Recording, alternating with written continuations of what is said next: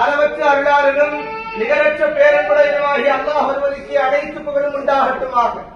மக்கத்து ரோஜா மதினத்து ராஜா நம் உயிரினும் மேலான கண்மணி நாயகம் ஸல்லல்லாஹு அலைஹி வஸல்லம் அவர்கள் மீதும் அவர்களுடைய அடிச்சுவடுகளை அப்படியே பின்பற்றிய சத்திய சஹாபாக்கள், சன்மார்க்க தொண்டர்கள், தாபிஈன்கள், தபஅ தாபிஈன்கள், உலமாக்கள், சுகதாக்கள், வலிமார்கள், இறைநேசர்கள், குறிப்பாக அல்லாஹ்வுடைய விருந்தாளிகளாக இருக்கக்கூடிய நபி மீதும் அல்லாஹ்வுடைய வற்றா கிருபை என்றென்றும் நிலவட்டுமா.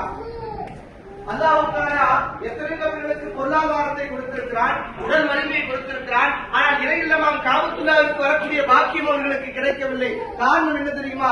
அல்லாஹ் இந்த இறையில்லமாம் காபத்துல்லாஹ்வுக்கு யார் வர வேண்டும் என்று நாடுகிறானோ அவர்கள் மட்டும்தான் இறையில்லமாம் காபத்துல்லாஹ்வுக்கு வர முடியும்.